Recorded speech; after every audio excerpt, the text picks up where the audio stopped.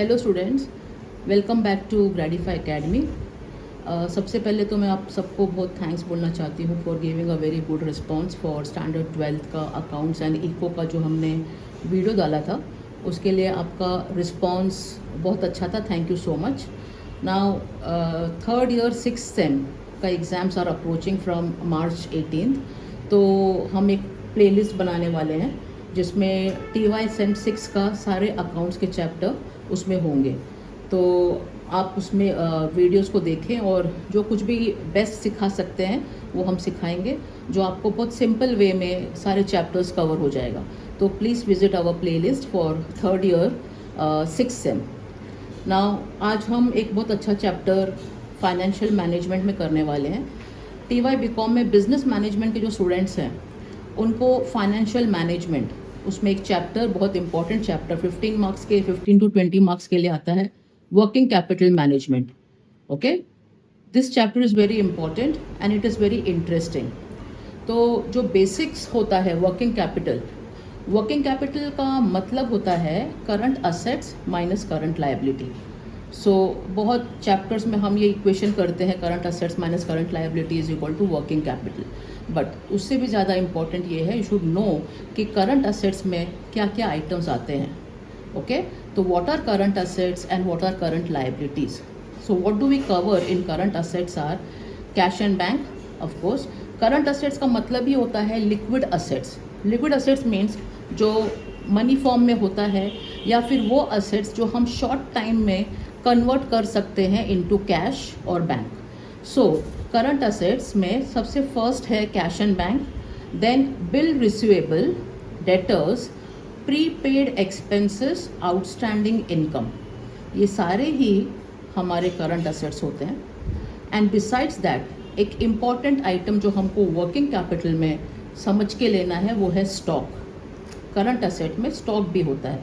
Now stock comprises of stock of raw materials, stock of finished goods and stock of work in process. Okay, one more time, stock of raw material, stock of finished goods and stock of work in process. Now this work in process का मतलब होता है कि जो काम चल रहा है, राइट, हमने बिगिन किया और फाइनली जब फिनिश गुड्स बन जाएगा, हमारा आउटपुट जब बन जाएगा, उसको हम बोलते हैं finish goods. Okay, stock of finish goods. Now raw material and finish goods के बीच में, इन बिटवीन हमारा जो काम प्रोसेस में है, चल रहा है, उसको हम बोलते हैं वर्क इन प्रोसेस। अब काम जो चल रहा है उसमें हमको मटेरियल की ज़रूरत पड़ती है, रॉ मटेरियल की ज़रूरत पड़ती है, वेजेस और labour, one and the same thing, labour की ज़रूरत पड़ती है। बगैर लेबर के हम मैन्युफैक्चर कैसे करेंगे, प्रोडक्शन कैसे करेंगे। एंड ये सब चीज़ प्रोडक्शन जब करना है तो ऑब्वियसली कुछ एक्सपेंडिचर होगा जिसको हम बोलते हैं ओवरहेड्स। तो आपके वर्क इन प्रोसेस में मटेरियल, वेजेस एंड ओवरहेड्स, ये तीनों इंक्लूड होता है वर्क इन प्रोसेस में। ना एक बात आपको ध्यान में रखना है कि जब हम स्टेटमेंट ऑफ वर्किंग कैपिटल बनाएंगे और जब हम स्टॉक कैलकुलेट करेंगे, so any stock of work in process, right, any stock of work in process is made up of 100% of cost of raw material आपको 100% लेना है, whereas wages and overheads और labor and overheads you have to take 50%. raw material 100%, 50% cost of wages and 50% cost of overheads. okay, then ये तो हो गया हमारा current assets.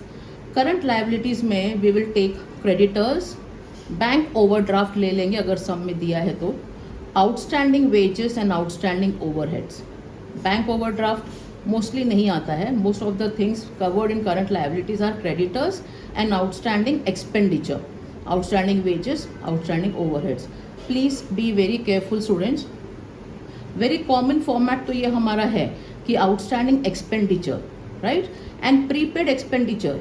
Prepaid expenditure हमारा करंट असेट्स है, वेरएस आउटस्टैंडिंग एक्सपेंडिचर हमारा current liability है। कभी कभी सम में ना यहाँ पर वो लोग आउटस्टैंडिंग इनकम भी दे सकते हैं। आउटस्टैंडिंग इनकम करंट असेट होता है, वेरएस हमारा जो प्री रिसीव्ड इनकम है वो हमारा लायबिलिटी होता है। ठीक है, this is also not very common but कभी कभी बोर्ड में आ जाता है, प्री रिसीव्ड इनकम। ओके, तो pre received income and outstanding expenditure are our current liabilities, whereas prepaid expenses and outstanding income are our current assets.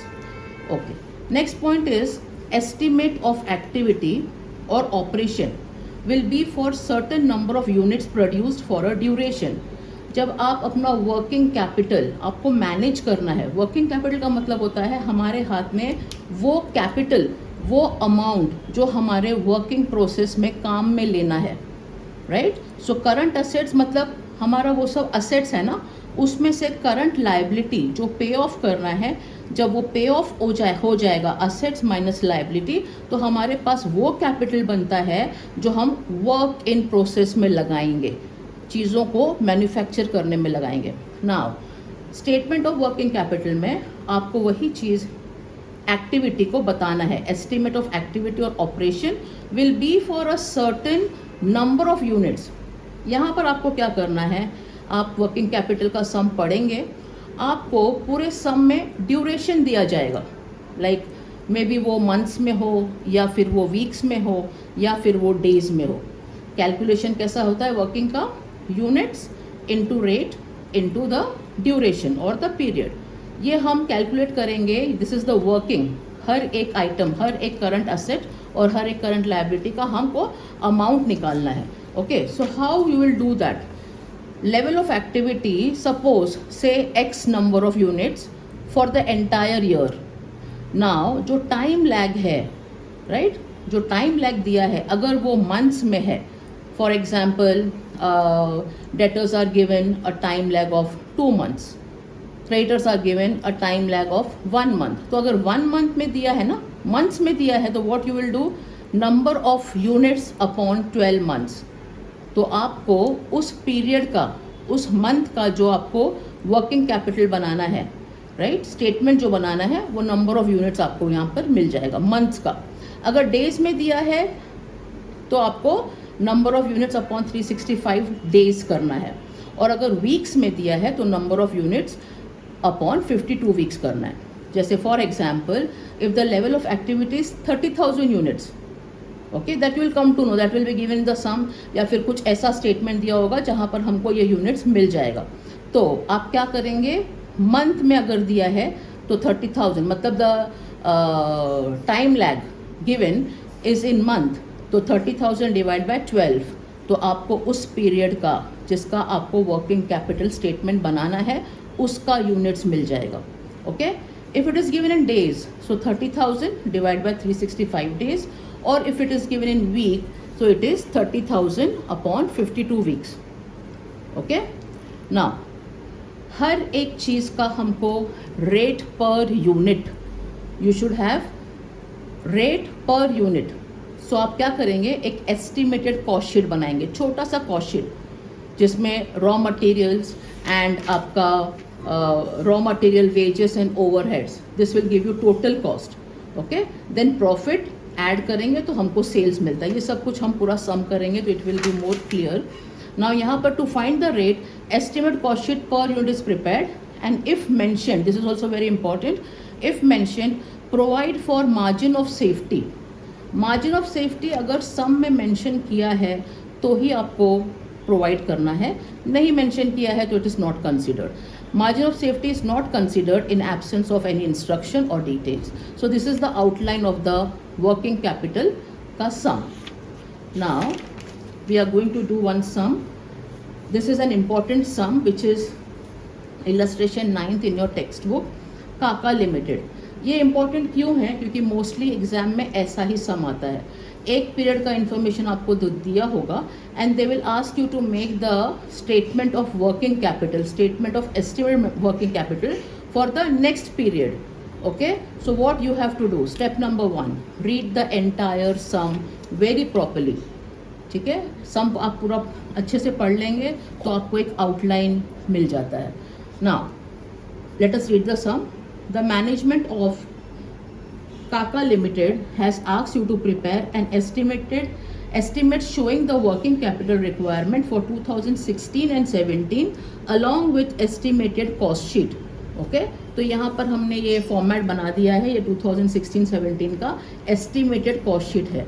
इसी के हिसाब से जो भी एडजस्टमेंट दिया है we will work out and then this is the final statement what you have to prepare.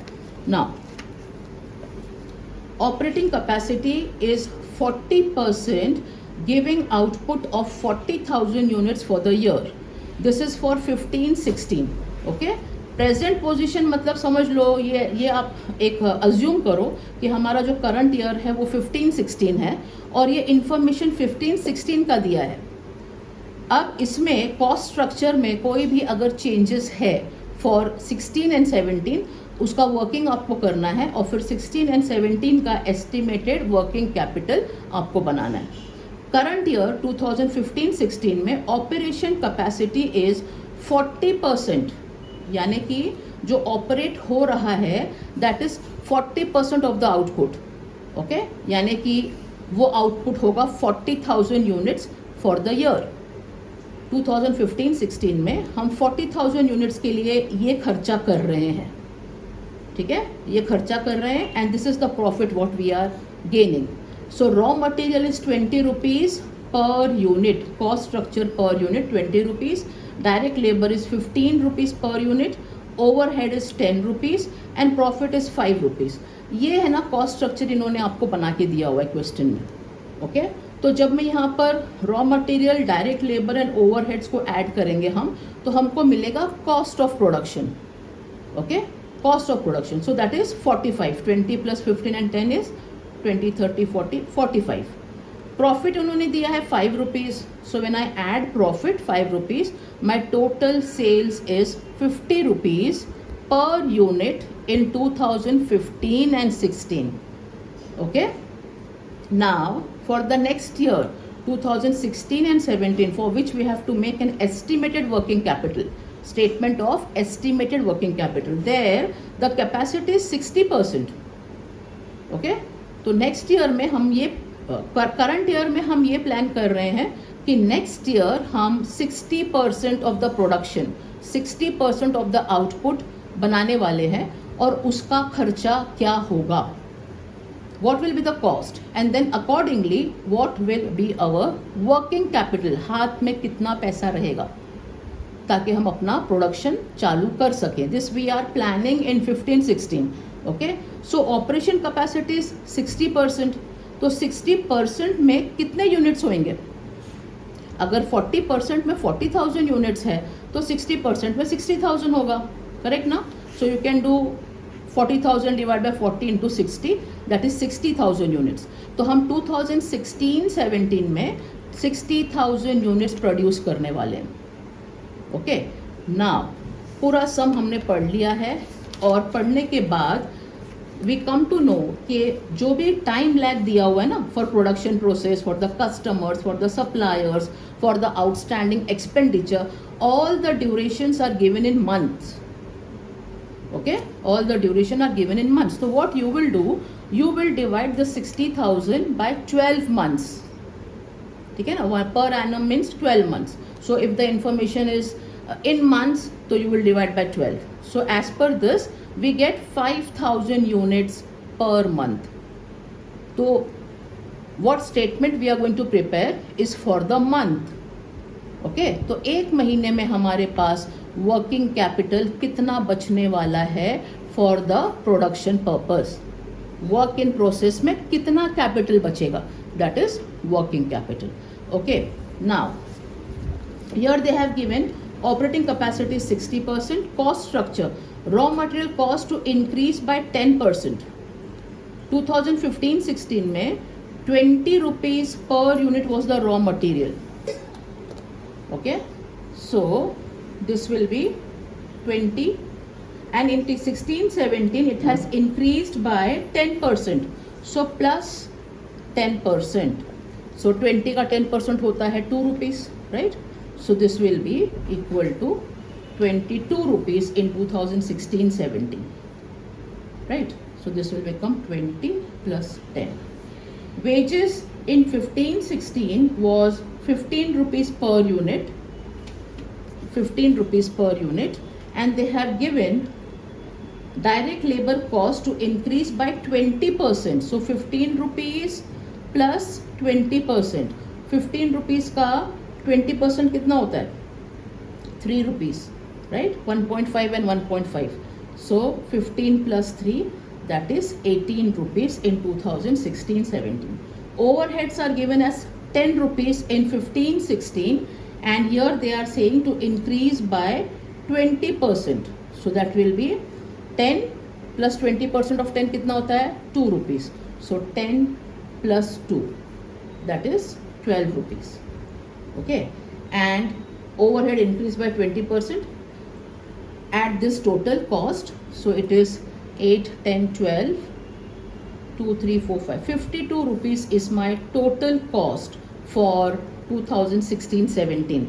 जब हम 2016 में 60,000 यूनिट्स बनाएंगे, राइट, तो total cost will be 52. Okay, and here it is given in the question, selling price to increase by 20%. In 2015-16 selling price was 50. अभी यहाँ पर आप ध्यान दीजिए, ये 50 रुपीज़ 2015-16 में नहीं दिया था. 2015-16 में it was 5 rupees profit. So when I add 5 rupees to cost of production, my sales worked out. We have to work that out. Worked out to 50 rupees. Now 50 का 20% बढ़ जाएगा, right? 50 का 20% बढ़ जाएगा, तो it will be 50 plus 20%. That is my sales. 50 plus 20%. What is 20% of 50 rupees? That is 10 rupees. 50 plus 10. Okay. So ये हो गया 60. 60 is my selling price for 2016 and 17. So what will be the profit? 60 minus 52. 8 rupees will be our profit per unit in 2016 and 17 if we plan to produce 60,000 units per annum. Okay, hope this is clear, and this is very important because अब ये जो 2218 आया है ना, वो हमको यहाँ पर हमारे वर्कशीट में डालना है, I mean वर्किंग कैपिटल के स्टेटमेंट में डालना है. तो let us prepare the statement now. Format आप अच्छे से देख लीजिए. It is current assets, stock of raw material, work in progress. Work in progress में material, labour and overheads, then stock of finish goods. ये तीनों को जब हम ऐड करेंगे, राइट, सो हमको मिलेगा टोटल स्टॉक. टोटल स्टॉक में we will add debtors, then I will add cash if mentioned in the sum. That will give me my total current assets. From that total current assets we have to deduct current liabilities. Current liabilities में we will take creditors, outstanding wages and outstanding overheads. That will give me my total current liability. So when I deduct B, मतलब current liability, from A, I will get my working capital. So this format is according to this sum, right? आप सम पढ़ेंगे and what ever जो कुछ भी assets and liabilities दिया रहेगा वो आपको इसी में इंक्लूड कर लेना है, या जो नहीं है उसको एक्सक्लूड कर लेना है. So we have made our cost sheet. हमको रेट पर यूनिट हर चीज़ का पता चल गया है. Now the following further information is available. The purchase, production and sale pattern is assumed to be even throughout the year. यानी हमारे प्रोडक्शन में, हमारे सेल्स पैटर्न में एंड हमारे परचेस में कोई चेंजेस नहीं है, which means the level of activity remains the same, which was for 40%, that is 40,000 units. Now it will be same for 60,000 units, except for little increase and decrease in your raw materials, wages and overheads. Now, तो first वाला adjustment से हमको कुछ नहीं करना है. Second है, the raw material will remain in stock for 1 month. Raw material will remain in stock for 1 month. This is my stock, this is raw material. यहाँ पे हमने लिखा है units into rate into the duration period, right? So raw materials में units कितना है अभी हमारे पास? 60,000 divided by 12 months का information था, so it is 5,000 units, right? So units में आप लिखो 5,000 into rate of raw material is 22, we have worked out here, into 22 into time lag given for raw material is 1 month. Into 1. इसको हम working करेंगे. Work in progress में material का units will be 5000 into again material का rate is 22 and duration will be 1 month, क्योंकि material का 1 month ही दिया हुआ है ना. लेबर का they are saying the production process will take 1 month wherein labor and overheads will accrue evenly during the process. Now production process का मतलब होता है वर्क इन प्रोसेस या वर्क इन प्रोग्रेस का ये तीनों चीज. Now they have mentioned it is for 1 month. तो तीनों के लिए है ना, मटेरियल के लिए, लेबर के लिए एंड हमारा ओवरहेड्स के लिए duration will be 1 month. Material is 5000 units into rate 22 into 1. Okay, this will give me 1,10,000 for the stock of raw material. Work in progress के stock के लिए material again will be 1,10,000 for full year, for 1 month for 100% capacity. Labor 5,000, labor का rate is 18 rupees into 1 month, but it will be into 50%. आपको याद है ना, मैंने यहाँ पर बताया था कि जब हम कैपेसिटी कैलकुलेट करेंगे सो हमारा वर्क इन प्रोग्रेस में raw material will be 100% capacity, 50% for wages and 50% for overheads. So जब आप कैलकुलेशन करेंगे तो लेबर के लिए you take 50% and this will also be 50%. Overheads will be 5,000 into overheads का rate is 12 rupees. Okay, so 5,000 into 18 into 1 into 15%, और you can take 5,000 into 18 into half. Okay, 1 month का 50% is half, so that will give me 45,000. Okay, you can see here 5,000 into 18, whatever you get divide by 2, half कर लो उसको. ठीक है, या तो into 1 is into 1 into 50% करेंगे तो you'll get 45,000. Now 5,000 into 12 into half. Okay, 50% will give me 30,000 for my overheads. Add all these three, this will be 1,85,000. This 1,85,000 is for work in progress, stock of work in progress. Okay, students, see the format of the statement where you have to include more than one item. You will put the amount in the inner column, add all the three and bring it in the outer column.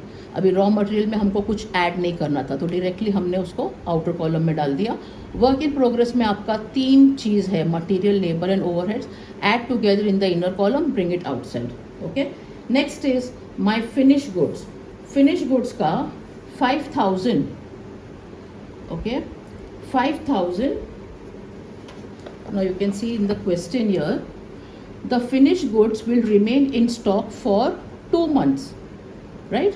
ये हो गया finish goods will remain in stock. Time duration is 2 months and at the same time इन्होंने यहाँ पर debtors को calculate करने को बोला है ऑन कॉस्ट बेसिस. तो पूरा सम आपको पढ़ना है और आपको whatever the adjustment is given on that basis you have to calculate the things. So 5,000 for finish goods into my time lag given for finish goods is 2 months. Okay, and cost of production, the total cost is 52, so I will write 5,000 into 52 into 2, that gives me 5,20,000. Done. This is finished goods. So my work in progress, finished goods and raw material, all three are brought outside. Okay, now next item is debtors. The customers will be allowed a credit of 2 months. Customer का मतलब debtors. Debtors are allowed credit of 2 months. इसका मतलब क्या? Debtors हमको every 2 months के बाद payment कर सकते हैं. They are taking a time of 2 months. Okay, the customers. And at the same time, when I read the entire sum, calculate debtors on cost basis. Cost means what? Cost means cost of production, right? This 52,000 total cost is also known as cost of production. So for debtors, they have mentioned, and additional information is given that debtors, calculate debtors on cost basis. तो हम 52 जो हमारा cost है ना, ये वही लेंगे debtors के लिए. So debtors will be 5,000 units into 52, that is cost, and time lag given to customer is 2 months. So again 5,000 into 52, ये हर sum में different होता है यहाँ. It is not like that कि यहाँ पे जो finished goods आया वही हमारा debtors होगा. It's not like that. Every sums has a different additional information. So accordingly you will have to calculate. So this will give me 5,20,000 क्योंकि इसका और इसका time lag same है. Then adjustment number 5th is done. Adjustment number 6, the supplier means creditors, will allow a credit of 1 month. Okay, so creditors हम डाल देते हैं यहाँ पर 5,000, this is creditors. Okay, 5,000 into the creditors के लिए जो हम rate लेंगे that will always be my raw material का rate. ध्यान में रखना, creditors के लिए जो हम rate लेते हैं ना, rate that will be my raw materials. So 5,000 into 22 into time lag is 1 month, right? 1 month, and plus हमको इन्होंने बोला है, यहाँ पर इन्होंने दिया है 11th adjustment 20% of the purchase will be on cash basis. Okay, so my purchase is, if it is 100%, 20% is cash basis, यानी कैश में हमने पे करना है. सो बाकी का 80% इज क्रेडिट, राइट? क्रेडिट माने हमने उधार पे लिया है, क्रेडिटर्स लोग से 80% उधार पे लिया है एंड 20% का पेमेंट हो गया है. अब ये 80% अगर क्रेडिट है तो my creditors will be into 80% on credit basis. 5,000 into 22 is my rate of raw material, into 1 month is my duration for creditors, and into 80% because 20% is cash basis. 20% is cash basis. So 5,000 into 22 into 1 into 80% gives me 88,000. So my creditors का amount will be 88,000. Inner column में लिख दो. Okay. Next adjustment number, the supplier 7th, the time lag in payment of labor will be 1 month. Labor means outstanding wages. So 5,000 number of units into wages. Okay, so after creditors in the current liability, now we are heading towards outstanding wages. So here adjustment number 7, the time lag in payment of labor will be 1 month. Okay, so outstanding wages I've written here 5,000 into what was the cost of labor per unit? It was 18 rupees per unit. So into 18, and the time lag given is 1 month into 1 month. So 5,000 into 18 into 1 is 90,000. This is your outstanding wages.